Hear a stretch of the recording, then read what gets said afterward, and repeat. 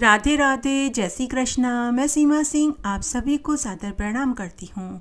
आज हम सावन मास में पूर्णिमा के दिन श्री सत्यनारायण भगवान की व्रत कथा सुनेंगे, साथ ही इसमें हम आरती भी सुनेंगे। जय हो श्री सत्यनारायण भगवान की जय। आप सभी के ऊपर भगवान सत्यनारायण की कृपा हमेशा बरसती रहे। भगवान सत्यनारायण आपकी सभी मनोकामनाओं को पूरी करे। आइए अब हम पूर्णिमा के दिन सुनी जाने वाली श्री सत्यनारायण भगवान की संपूर्ण व्रत कथा को सुनते हैं। पहला अध्याय। एक समय नैमिषारण्य तीर्थ में शौनकादि 88,000 ऋषियों ने श्री सूत जी से पूछा कि हे प्रभु, इस कलयुग में वेद विद्या रहित मनुष्यों को प्रभु भक्ति किस प्रकार मिलेगी तथा उनका उद्धार कैसे होगा।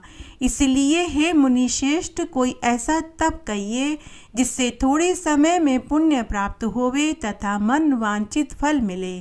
वह कथा सुनने की हमारी इच्छा है। सर्वशास्त्र ज्ञाता श्री सूत जी बोले कि हे वैष्णवों में पूज्य, आप सब ने प्राणियों के हित की बात पूछी है। अब मैं उस श्रेष्ठ व्रत को आप लोगों से कहूँगा जिस व्रत को नारद मुनि ने लक्ष्मी नारायण से पूछा था और श्री लक्ष्मीपति ने मुनि श्रेष्ठ नारद से कहा था। सो ध्यान से सुनो। एक समय योगीराज नारद जी दूसरों के हित की इच्छा से अनेक लोकों में घूमते हुए मृत्युलोक में आ पहुँचे। यहाँ अनेक योनियों में जन्मे हुए प्राय सभी मनुष्य को अपने कर्मों द्वारा अनेक दुखों से पीड़ित देखकर सोचा कि किस यत्न के करने से निश्चय ही प्राणियों के दुखों का नाश हो सकेगा। ऐसा मन में सोचकर विष्णु लोक को गए।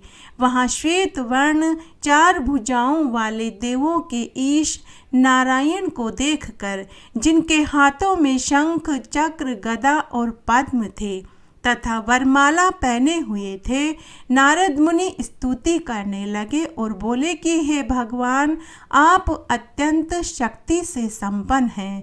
मन तथा वाणी भी आपको नहीं पा सकती। आपका आदि मध्य और अंत नहीं है।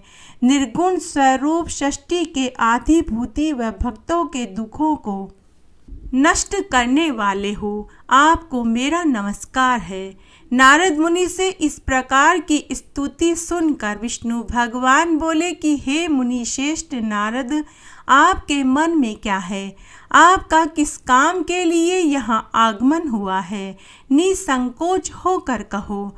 तब नारद मुनि भगवान से बोले कि मृत्युलोक में सभी मनुष्य जो अनेक योनियों में पैदा हुए हैं, अपने अपने कर्मों के द्वारा अनेक प्रकार के दुखों से दुखी हो रहे हैं।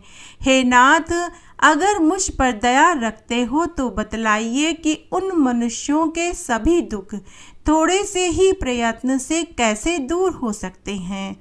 तब भगवान बोले कि हे नारद, मनुष्यों की भलाई के लिए तुमने बहुत अच्छी बात पूछी है।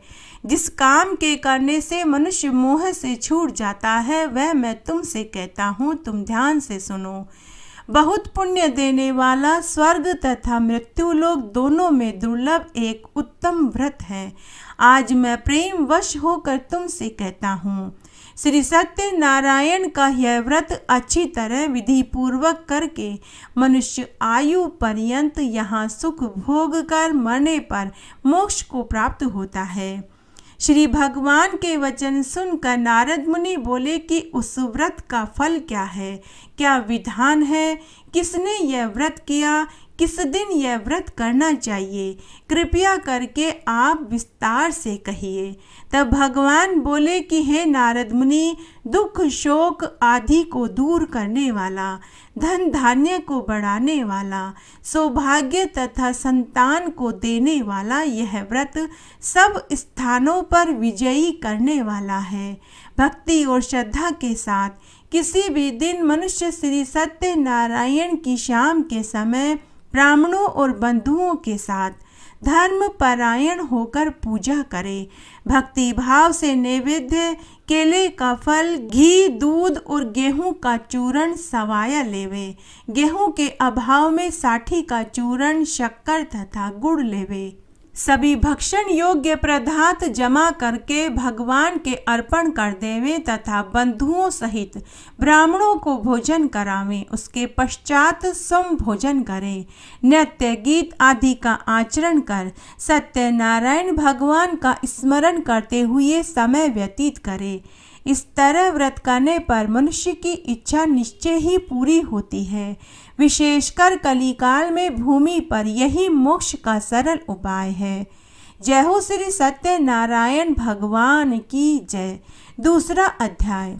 सूत जी बोले कि हे ऋषियों, जिसने पहले समय में इस व्रत को किया उसका इतिहास कहता हूँ, ध्यान से सुनो।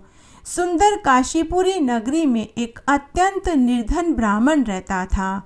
वह भूख और प्यास से बेचैन हुआ नित्य पृथ्वी पर घूमा करता था। ब्राह्मणों से प्रेम करने वाले भगवान ने ब्राह्मण को दुखी देखकर बूढ़े ब्राह्मण का रूप धर उसके पास जाकर आदर से पूछा कि हे विप्र, नित्य दुखी हुआ पृथ्वी पर क्यों घूमता है? हे श्रेष्ठ ब्राह्मण, यह सब मुझसे कहो, मैं सुनना चाहता हूँ। ब्राह्मण बोला कि मैं अति निर्धन ब्राह्मण हूँ, भिक्षा के लिए पृथ्वी पर फिरता हूँ। हे भगवान, यदि आप इसका उपाय जानते हो तो कृपा करके कहो। वृद्ध ब्राह्मण वेश में भगवान बोले कि सत्यनारायण भगवान मनवांछित फल को देने वाले हैं, इसलिए हे ब्राह्मण तू उनका पूजन कर, जिसके करने से मनुष्य सब दुखों से मुक्त हो जाता है।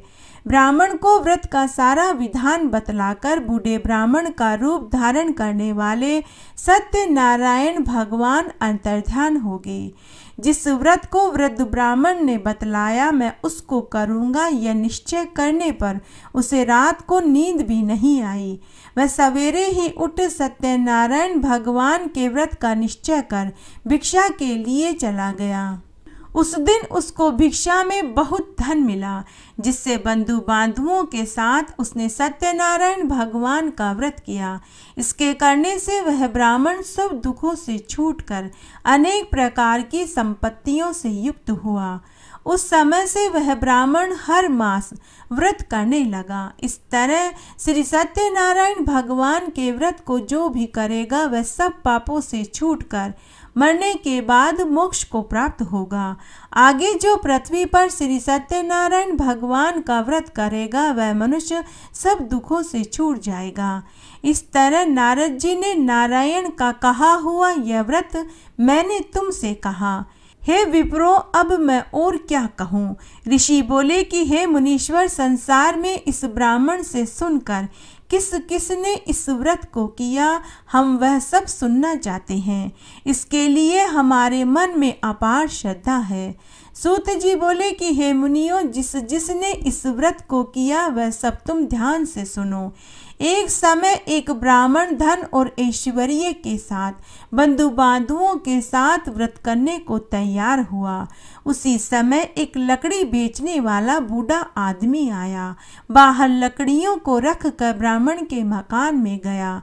प्यास से दुखी लकड़हारा उनको व्रत करते हुए देखकर ब्राह्मण को नमस्कार करके कहने लगा कि आप यह क्या कर रहे हैं और इसके करने से क्या फल मिलता है, कृपा करके मुझसे कहो। तब ब्राह्मण ने कहा, सब मनोकामनाओं को पूरा करने वाला यह श्री सत्यनारायण भगवान का व्रत है। इसकी ही कृपा से मेरे यहाँ धन धान्य की वृद्धि हुई है। ब्राह्मण से व्रत के बारे में जानकर लकड़हारा बहुत प्रसन्न हुआ। चरणामत ले प्रसाद खाने के बाद वह अपने घर को गया। लकड़हारे ने अपने मन में इस प्रकार का संकल्प किया कि आज ग्राम में लकड़ी बेचने से जो धन मिलेगा उसी से मैं श्री सत्यनारायण भगवान का उत्तम व्रत करूँगा। यह मन में विचार कर वह बूढ़ा आदमी लकड़ियाँ अपने सिर पर रखकर जिस नगर में धनवान लोग रहते थे वह ऐसे सुंदर नगर में गया। उस रोज वहाँ पर उसे उन लकड़ियों का दाम पहले दिनों से चौगुना मिला। तब वह बूढ़ा लकड़हारा दाम ले अति प्रसन्न हो पक्के केले की फली, शक्कर, घी, दूध, दही और गेहूं का चूर्ण इत्यादि सत्यनारायण भगवान के व्रत की सभी सामग्रियों को लेकर अपने घर आया। फिर उसने अपने बंधु बांधुओं को बुलाकर विधि विधान के साथ भगवान श्री सत्यनारायण का पूजन किया और व्रत किया। उस व्रत के प्रभाव से वह बूढ़ा लकड़हारा धन पुत्र आदि से युक्त हुआ और इस संसार के समस्त सुखों को भोग कर मरने के बाद बैकुंठ को चला गया। जय हो श्री सत्यनारायण भगवान की। तीसरा अध्याय। सूत जी बोले कि हे श्रेष्ठ मुनियों, अब आगे की कथा कहता हूँ, तुम ध्यान से सुनो। पहले समय में उल्कामुख नाम का एक बुद्धिमान राजा था। वह सत्यवक्ता और जितेंद्रिय था। प्रतिदिन देव स्थानों पर जाता तथा गरीबों को धन देकर उनके कष्ट दूर करता था। उसकी पत्नी कमल के समान मुख वाली सती साध्वी थी। भद्रशिला नदी के तट पर उन दोनों ने श्री सत्यनारायण भगवान का व्रत किया। उस समय में वहाँ एक साधु वेश्य आया। उसके पास व्यापार के लिए बहुत सा धन था। वह नाव को किनारे पर ठहराकर राजा के पास आया और राजा को व्रत करते हुए देखकर विनय के साथ पूछने लगा कि हे राजन, भक्ति युक्त चित्त से आप क्या कर रहे हैं? मेरी सुनने की बहुत इच्छा है, तो कृपा करके आप मुझे बताइए। तो राजा ने कहा कि हे साधु, अपने बांधुओं के साथ पुत्र की प्राप्ति के लिए महाशक्तिवान सत्यनारायण भगवान का व्रत और पूजन हो रहा है। राजा के वचन सुनकर साधु आदर से बोला कि हे राजन, मुझसे इस व्रत का सारा विधान कहिए। मैं भी आपके कथना अनुसार इस व्रत को करूँगा। मेरे भी कोई संतान नहीं है और इस व्रत को करने से निश्चय ही मुझे भी संतान सुख की प्राप्ति होगी। राजा से व्रत का सारा विधान सुनकर व्यापार से निवृत्त होकर वह आनंद के साथ अपने घर गया। साधु ने अपनी स्त्री से संतान देने वाले व्रत का समाचार सुनाया और कहा कि जब मेरे संतान होगी तब मैं इस व्रत को करूँगा। साधु ने ऐसे वचन अपनी स्त्री लीलावती से कहे। एक दिन उसकी स्त्री लीलावती पति के साथ आनंदित हो सांसारिक धर्म में प्रवृत्त होकर सत्यनारायण भगवान की कृपा से गर्भवती हो गई। 10वें महीने में उसके एक सुंदर कन्या का जन्म हुआ। दिनों दिन वह कन्या इस तरह बढ़ने लगी जैसे शुक्ल पक्ष का चंद्रमा बढ़ता है। कन्या का नाम कलावती रखा गया। तब लीलावती ने मीठे शब्दों में अपने पति से कहा कि आपने जो संकल्प किया था कि संतान होने पर व्रत करूंगा, अब आप उस व्रत को करिए। साधु बोला कि हे प्रिय, इसके विवाह पर करूंगा। इस प्रकार अपनी पत्नी को आश्वासन देकर वह नगर को गया। कलावती पितृगृह में वृद्धि को प्राप्त हो गई। साधु ने जब नगर में सखियों के साथ अपनी पुत्री को देखा तो तुरंत दूत बुलाकर के कहा कि पुत्री के लिए कोई सुयोग्य वर देख कर के लाओ। साधु की आज्ञा पाकर दूत कंचन नगर पहुंचा। वहां बड़ी खोज और देखभाल कर लड़की के लिए सुयोग्य वणिक पुत्र को ले आया। उस सुयोग्य लड़के को देखकर साधु ने अपने बंधु बांधुओं सहित प्रसन्नचित्त मन से अपनी पुत्री का विवाह उसके साथ कर दिया। किंतु दुर्भाग्य से विवाह के समय भी वह श्री सत्यनारायण का व्रत करना भूल गया। तब श्री सत्यनारायण भगवान क्रोधित हो गए और शाप दिया कि तुझे दारुण दुख प्राप्त होगा। अपने कार्य में कुशल साधु बनिया अपने जमाता सहित समुद्र स्थित रत्नपुर नगर में गए। वहां दोनों ससुर जमाई चंद्रकेतु राजा के उस नगर में व्यापार करने लगे। एक रोज भगवान श्री सत्यनारायण की माया से प्रेरित कोई चोर राजा का धन चुराकर भाग रहा था, किंतु राजा के दूतों को आता देखकर चोर ने घबराकर भागते हुए राजा के धन को वहीं चुपचाप रख दिया जहां दोनों ससुर जमाई ठहरे हुए थे। जब दूतों ने उस साधु वेश्य के पास राजा के धन को रखा देखा तो वे उन दोनों को बांध करके ले गए और प्रसन्नता से दौड़ते हुए राजा के समीप जाकर बोले कि हे महाराज, यह 2 चोर हम पकड़ कर के लाए हैं, देख करके आज्ञा दीजिए। तब राजा की आज्ञा से उनको कठोर कारावास में डाल दिया गया और उनका सारा धन उनसे छीन लिया गया। श्री सत्यनारायण भगवान के शाप से उनकी पत्नी भी घर पर बहुत दुखी हुई। घर पर जो धन रखा था चोर चुरा कर के ले गए। शारीरिक और मानसिक पीड़ा तथा भूख प्यास से अति दुखित हो अन्न की चिंता में कलावती एक ब्राह्मण के घर गई। वहां उसने श्री सत्यनारायण भगवान का व्रत और पूजन होते हुए देखा।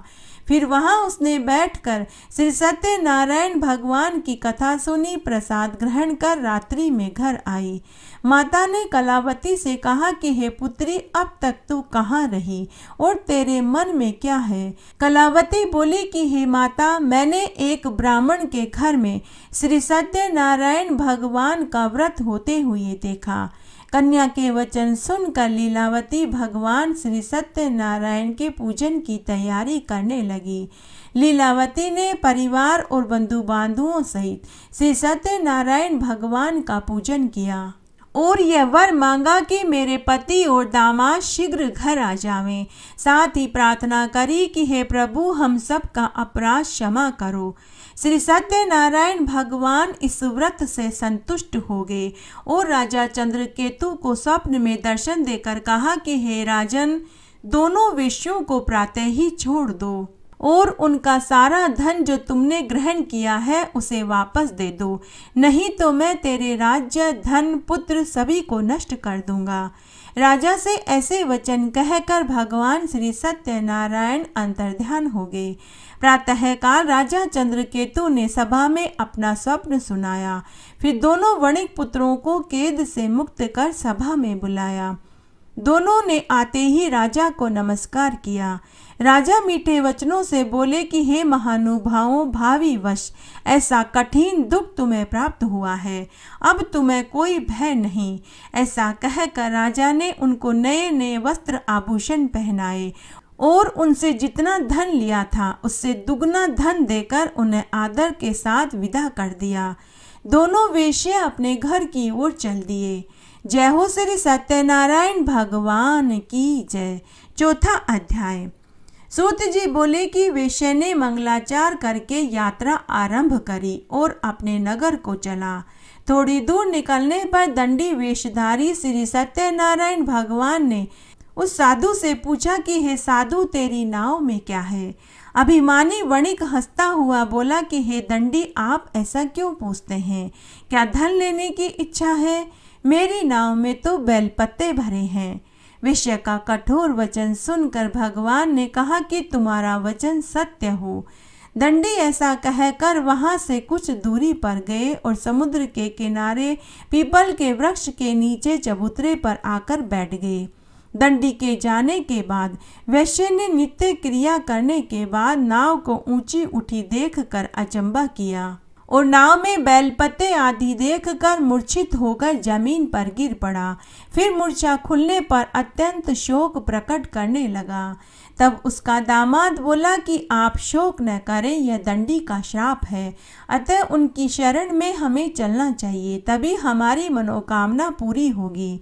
दामाद के वचन सुनकर साधु दंडी के पास पहुंचा और अत्यंत भक्ति भाव से नमस्कार करके बोला कि मैंने जो आपसे असत्य वचन कहे थे उनके लिए मैं आपसे क्षमा चाहता हूँ। ऐसा कहकर महान शोकातुर होकर रोने लगा। तब दंडी भगवान बोले कि हे वणिक पुत्र, मेरी आज्ञा से बार बार तुझे दुख प्राप्त हुआ है, तू मेरी पूजा से विमुख हुआ। साधु बोला कि हे भगवान, आपकी माया से मोहित ब्रह्मा आदि भी आपके रूप को नहीं जानते, तब मैं अज्ञानी कैसे जान सकता हूँ? आप प्रसन्न होइए, मैं सामर्थ्य के अनुसार आपकी पूजा करूँगा। मेरी रक्षा करो और पहले के समान नौका में धन भर दो। उसके भक्ति युक्त वचन सुनकर भगवान श्री सत्यनारायण प्रसन्न हो गए और उसकी इच्छा अनुसार वरदान देकर अंतर्ध्यान हो गए। तब उन्होंने नाव पर आकर देखा तो नाव धन से परिपूर्ण थी। फिर वह भगवान श्री सत्यनारायण का पूजन कर साथियों सहित अपने नगर को चला। जब वह अपने नगर के निकट पहुंचा तो दूत को घर भेजा। दूत ने साधु के घर जाकर उसकी स्त्री को नमस्कार किया और कहा कि साधु अपने दामाद सहित नगर के समीप आ गए हैं। ऐसा वचन सुनकर साधु की स्त्री ने बड़े हर्ष के साथ श्री सत्यदेव भगवान का पूजन किया, प्रसाद खाया और पुत्री से कहा कि मैं अपने पति के दर्शन को जाती हूँ, तू कार्य पूर्ण करके शीघ्र आ जाना। माता के ऐसे वचन सुनकर कलावती श्री सत्यनारायण भगवान के प्रसाद को छोड़कर पति के पास गई। प्रसाद की अवज्ञा के कारण सत्यदेव भगवान रुष्ट हो गए और उसके पति को नाव सहित पानी में डुबो दिया। कलावती अपने पति को न देखकर रोती हुई जमीन पर गिर पड़ी। इस तरह नौका को डूबा हुआ तथा कन्या को रोता देखकर साधु दुखी हो गया और बोला कि हे प्रभु, मुझसे या मेरे परिवार से जो भूल हुई है उसे क्षमा करो। उसके दीनहीन वचन सुनकर सत्यदेव भगवान प्रसन्न हो गए और आकाशवाणी हुई कि हे साधु, तेरी कन्या मेरे प्रसाद को छोड़कर आई है, इसीलिए इसका पति अदृश्य हुआ है। यदि यह घर जाकर प्रसाद खाकर लौटे तो इसे पति अवश्य मिलेगा। ऐसी आकाशवाणी सुनकर कलावती घर गई और प्रसाद खाकर लौटी। फिर आकर उसने पति के दर्शन किए। तत्पश्चात साधु ने बंधु बांधुओं सहित श्री सत्यदेव भगवान का विधि पूर्वक पूजन किया। उस दिन से वह हर पूर्णिमा को श्री सत्यनारायण भगवान का पूजन और व्रत करने लगा। फिर इस लोक के समस्त सुखों को भोग कर मरने के बाद स्वर्गलोक को प्राप्त हुआ। जय हो श्री सत्यनारायण भगवान की जय। 5वां अध्याय। सूत जी बोले कि हे ऋषियों, मैं और भी कथा कहता हूँ। सुनो, प्रजापालन में लिंग तुंगध्वज नाम का एक राजा था। उसने भी भगवान का प्रसाद त्याग कर बहुत दुख उठाया। एक समय वन में जाकर वन्य पशुओं को मारकर बड़ के पेड़ के नीचे आकर के बैठा। वहां उसने ग्वालों को भक्ति भाव से बंधु बांधुओं सहित से सत्यनारायण जी का पूजन करते देखा। राजा देखकर भी अभिमान वश वहां नहीं गया और नहीं नमस्कार किया। जब ग्वालों ने भगवान का प्रसाद उसके सामने रखा तो वह प्रसाद को त्याग कर अपनी सुंदर नगरी को चला। वहां उसने अपना सब कुछ नष्ट पाया तो वह जान गया कि यह सब कुछ भगवान श्री सत्यनारायण ने किया है। तब वह पूर्ण विश्वास कर ग्वालों के समीप आया और विधि विधान से श्री सत्यदेव भगवान का पूजन किया, कथा सुनी और प्रसाद खाया। फिर भगवान सत्यनारायण की कृपा से सब पहले जैसा हो गया और दीर्घ काल तक सुख भोग कर मरने पर स्वर्गलोक को प्राप्त हुआ। जो मनुष्य इस परम दुर्लभ श्री सत्यनारायण भगवान के व्रत को करेगा, भगवान की कृपा से उसे धन धान्य की प्राप्ति होगी। निर्धन धनी बंदी बंधन से मुक्त होकर निर्भय हो जाता है। संतानहीनों को संतान प्राप्त होती है। कुंवारे लड़के लड़कियों को मनपसंद जीवन साथी मिलता है। सभी के सब मनोरथ पूर्ण होकर अंत में वैकुंठ धाम को जाता है। जिन्होंने पहले इस व्रत को किया, अब उसके दूसरे जन्म की कथा कहता हूँ। वृद्ध शतानंद ब्राह्मण ने सुदामा का जन्म लेकर मोक्ष को पाया। उल्कामुख नाम का राजा दशरथ होकर वैकुंठ को प्राप्त हुआ। साधु नाम के वेश्य ने मोर ध्वज बनकर अपने पुत्र को आरे से चीर कर मोक्ष को प्राप्त हुआ। महाराज तुंग ध्वज ने स्वयंभू भोग कर भगवान में भक्ति युक्त कर्म करके मोक्ष को प्राप्त किया। श्री सत्यनारायण भगवान की जय। सत्यनारायण भगवान की कथा सुनने के बाद आरती जरूर सुननी चाहिए, तभी कथा संपूर्ण मानी जाती है, तभी व्रत का पूरा फल मिलता है। जय लक्ष्मी रमणा स्वामी, जय लक्ष्मी रमणा। सत्यनारायण स्वामी जनपातक हरिणा। ओम जय लक्ष्मी रमणा।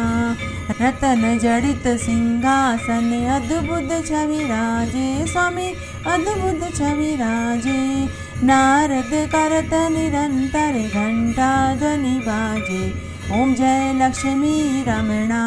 प्रकट भये कलि कारण द्विज को दर्श दियो, स्वामी द्विज को दर्श दियो। बूढ़ो ब्राह्मण बन कर कंचन महल कियो। ओम जय लक्ष्मी रमणा। दुर्बल भील कराल जिन पर कृपा करी, स्वामी जिन पर कृपा करी। चंद्रचूड़ एक राजा तिनकी विपति हरि। ओम जय लक्ष्मी रमणा विश्व मनोरथ पायो। श्रद्धा तज दीनी स्वामी श्रद्धा तज दीनी। सो फल भोग्यो प्रभु जी फिर स्तुति कीनी। ओम जय लक्ष्मी रमणा भाव भक्ति के कारण छिन छिन रूप धरो स्वामी छिन छिन रूप धरो। श्रद्धा धारण कीनी तिनको काज सरयो। ओम जय लक्ष्मी रमणा ग्वाल बाल संग राजा वन में भक्ति करी स्वामी वन में भक्ति करी। मन वांछित फल दीना दीन दयाल हरि। ओम जय लक्ष्मी रमणा चढ़त प्रसाद सवायो। कदली फल मेवा स्वामी कदली फल मेवा। धूप दीप तुलसी से राजी सत्य देवा। ओम जय लक्ष्मी रमणा श्री सत्यनारायण जी की आरती। जो कोई जन गावे स्वामी जो कोई जन गावे। कहत शिवानंद स्वामी मन वांछित फल पावे। ओम जय लक्ष्मी रमणा। जय हो श्री सत्यनारायण भगवान की जय।